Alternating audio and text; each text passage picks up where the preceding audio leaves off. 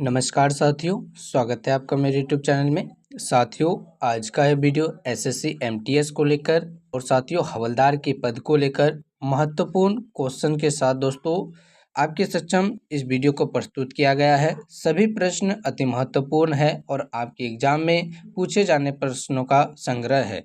दोस्तों, आप continue video पर बने रहिए। यदि आप हमारे चैनल पर नए हैं तो चैनल को सब्सक्राइब करके आप हमसे ज़रूर जुड़ जाइए।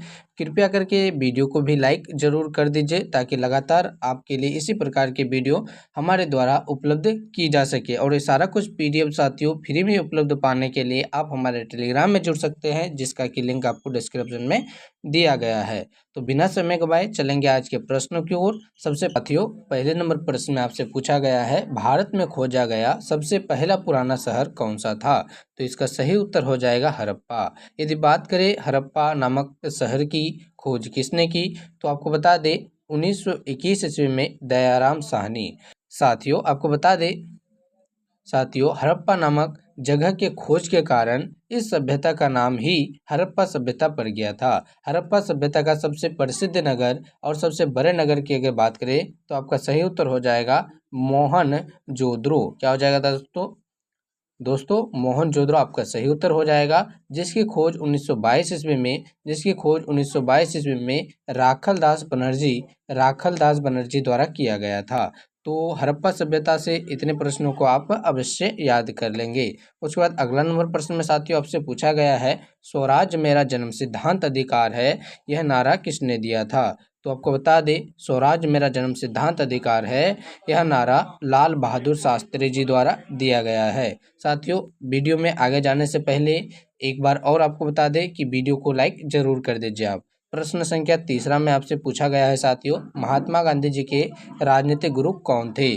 तो गोपाल कृष्ण गोखले जी महात्मा गांधी जी के राजनीतिक गुरु थे, आप इसे भी याद रखेंगे। उसके बाद प्रश्न संख्या चौथे नंबर पे आपसे पूछा गया है, भारत की प्रथम मुस्लिम महिला शासिका या दिल्ली पर राज्य करने वाली प्रथम महिला शासक कौन थी? तो आपको बता दें रजिया सुल्तान।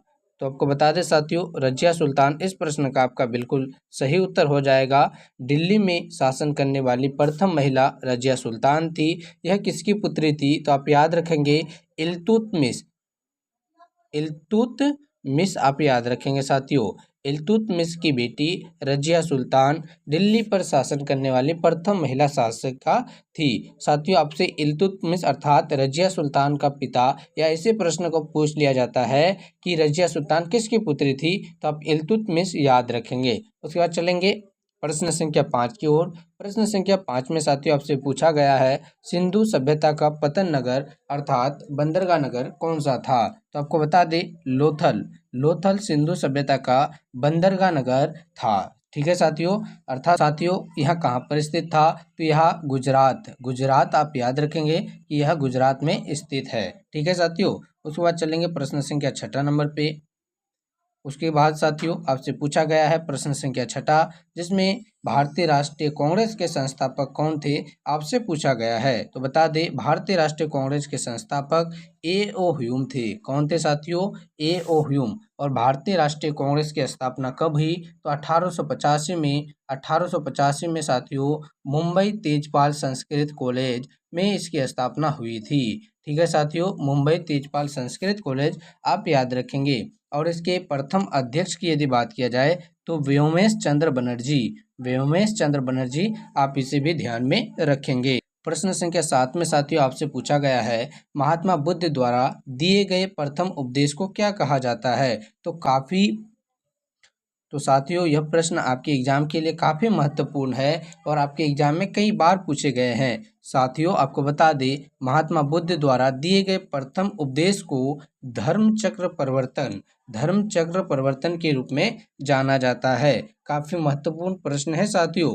आपको एक बार और बता दें कि आप यदि सारा कुछ प्रश्नों का पीडीएफ बिल्कुल फ्री में चाहते हैं साथियों, तो आप हमारे टेलीग्राम से जुड़ सकते हैं, जिसका कि लिंक आपको डिस्क्रिप्शन में दिया गया है। इसी तरह के प्रश्नों के लिए और अपनी तैयारी को मजबूत करने के लिए साथियों, अभी तक आपने मेरे यूट्यूब चैनल को सब्सक्राइब नहीं किया है तो चैनल को सब्सक्राइब कर हमसे जरूर जुड़ जाइए। उसके बाद प्रश्न संख्या 8 में आपसे पूछ लिया गया है, किस वेद की रचना गद्य एवं पद्य दोनों में की गई है?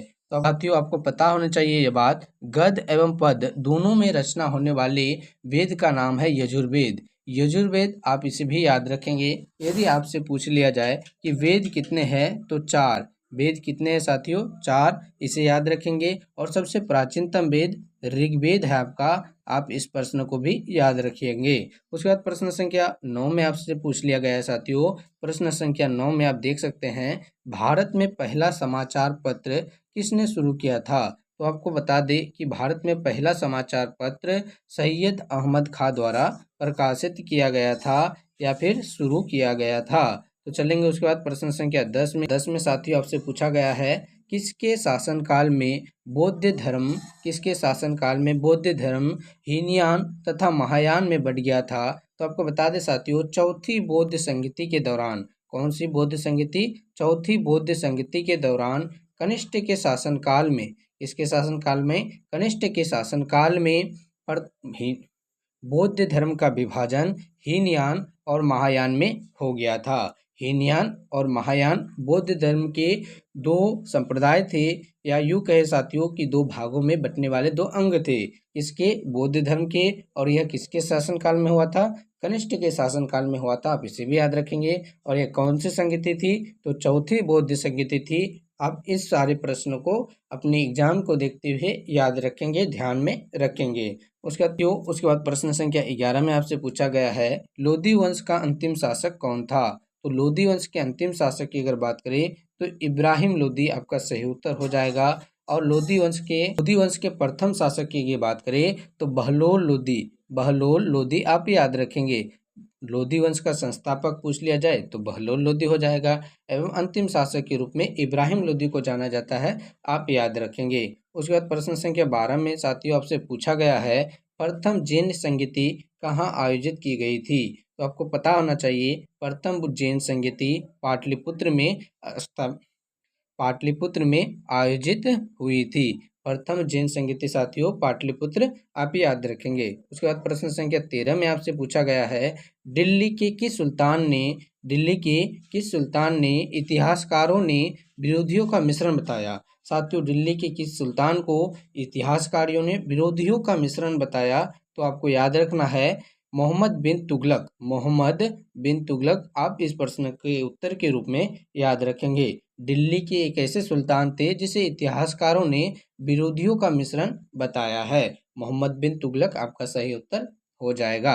उसके बाद प्रश्न संख्या 14 में आपसे पूछा गया है साथियों, ऋग्वैदिक समाज की सबसे छोटी इकाई क्या थी? ऋग्वैदिक समाज की सबसे छोटी इकाई की यदि बात किया जाए तो कुल या परिवार, आप इसे भी याद रखेंगे। प्रश्न संख्या 15 में साथियों आपसे पूछा गया है, किस शासक के पास एक शक्तिशाली नौसेना थी? तो चोल शासकों के पास एक अच्छी और शक्तिशाली नेवी, अर्थात यूं कहे कि नौसेना थी। और आपसे एक प्रश्न पूछा जा रहा है साथियों होमवर्क के रूप में जिसका कि जवाब आपको कमेंट में जरूर देना है। कमेंट में देने का प्रयास आप जरूर कीजिएगा कि नेवी डे भारत में साथियों नौसेना दिवस अर्थात नेवी डे कब मनाया जाता है? नेवी डे कब मनाया जाता है, इसका जवाब साथियों आपको कमेंट करके अवश्य बताना है। यदि आपको नहीं पता तो आप प्रश्न को ही कमेंट कर दीजिएगा, रिप्लाई में आपको आंसर दे दिया जाएगा। प्रश्न संख्या 16 में आपसे पूछा गया साथियों, संकीर्तन प्रथा के जन्मदाता कौन थे? तो आपको बता दें चैतन्य इस प्रश्न का बिल्कुल सही उत्तर हो जाएगा। संकीर्तन प्रथा के जन्मदाता के रूप में चैतन्य आप याद रखिएगा। उसके बाद प्रश्न संख्या 17 है साथियों। प्रश्न संख्या 17 को देखने से पहले आपसे रिक्वेस्ट है कि आप अभी तक चैनल को सब्सक्राइब कर हमसे नहीं जुड़े हैं तो चैनल को सब्सक्राइब करके हमसे अवश्य जुड़ जाइए और अपनी तैयारी को यहाँ आप लगातार क्रमागत तरीके से बेहतरीन कर सकते हैं। पीडीएफ के लिए आप हमारे टेलीग्राम से जुड़ सकते हैं। टेलीग्राम में सारा कुछ पीडीएफ आपको बिल्कुल फ्री में उपलब्ध करवाई जाती है। और साथियों वीडियो को आपने अभी तक लाइक नहीं किया है, वीडियो को लाइक अवश्य कर दे ताकि साथियों इसी तरह के कंटेंट के साथ आपका रोजाना वीडियो आ सके और आप अपनी तैयारी को बेहतरीन कर सके। कमेंट बॉक्स में अपना राय के रूप में एक प्यारा सा कमेंट भी जरूर कर दीजिए, जिससे कि हमें प्रेरणा मिलती रहे और आपके लिए हम लगातार यूं ही मेहनत करते रहें। तो चलेंगे साथियों प्रश्न संख्या 17 की ओर। आप प्रश्न संख्या 17 को देख सकते हैं कि आपसे पूछ लिया गया है कि इस मुगल शासक को आलमगीर के नाम से भी जाना जाता था साथियों। तो आपको बता दें औरंगजेब को आलमगीर के नाम से भी जाना जाता था। औरंगजेब, आप इस प्रश्न का याद रखेंगे उत्तर के रूप में। यह प्रश्न भी आपके एग्जाम में कई बार पूछे गए हैं और इम्पोर्टेंट भी है। उसके बाद प्रश्न संख्या 18 में पूछा गया साथियों आपको शहीद आजम उपाधि से किसे सम्मानित किया गया है। तो शहीद आजम के रूप में भगत सिंह को जाना जाता है। भगत सिंह को शहीद आजम के रूप में जाना जाता है साथियों, आप याद रखेंगे। यह भी प्रश्न काफी इंपॉर्टेंट है। भगत सिंह का नारा क्या था साथियों। तो इनकलाब जिंदाबाद भगत सिंह जी का नारा था। यह भी काफी महत्वपूर्ण नारा है, आप याद रखने का प्रयास करेंगे। साथियों प्रश्न संख्या 19 में आपसे पूछा गया है साइमन कमीशन के विरुद्ध प्रदर्शन के दौरान किए गए लाठीचार्ज में किस राजनेता की मृत्यु हो गई थी। तो आपको बता दें सबसे पहले कि साइमन कमीशन का भारत में आगमन कब हुआ।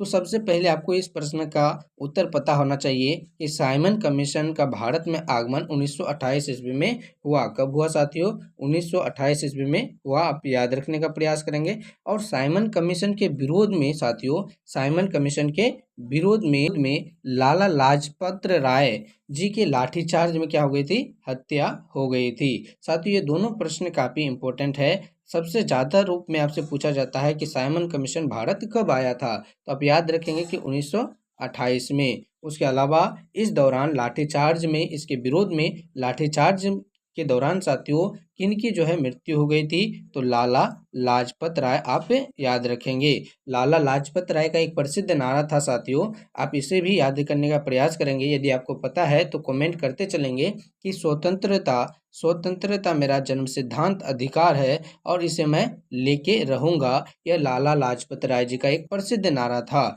ठीक है साथियों, तो चलेंगे प्रश्न संख्या 20 में। प्रश्न संख्या 20 में आपसे पूछा गया साथियों बहावी आंदोलन के प्रवर्तक कौन थे। बहावी आंदोलन के प्रवर्तक कौन थे। तो सैयद अहमद खां बहावी आंदोलन के प्रवर्तक के रूप में जाने जाते हैं, आप याद रखेंगे। आज का आपका अंतिम नंबर प्रश्न है। इसे देखने से पहले आपने अभी तक हमारे चैनल को सब्सक्राइब कर हमसे नहीं जुड़े हैं, पीडीएफ के लिए टेलीग्राम से नहीं जुड़े हैं और साथियों वीडियो को अभी तक लाइक नहीं किए हैं तो वीडियो को लाइक करके इसे सब्सक्राइब जरूर कर दीजिए। अपने साथियों तक या कोई भी जो आपके रिलेटिव में है, जो भी जनरल एग्जाम की तैयारी में लगे हुए हैं, एसएससी एमटीएस की तैयारी में लगे हुए हैं साथियों, तो उन तक वीडियो को जरूर शेयर कीजिए और उनको पीडीएफ के लिए जरूर कहिए ताकि फ्री में उसका लाभ कोई भी ले सके। ठीक है साथियों, तो प्रश्न संख्या 21 को देख लेते हैं, जिसमें कि आपसे पूछा गया है किस स्थान पर बुद्ध ने महापरिनिर्वाण प्राप्त किया था, अर्थात मृत्यु पूछा गया है साथियों कि भगवान बुद्ध की मृत्यु किस स्थान पर हुई थी। तो आपको याद रखना है कुशीनारा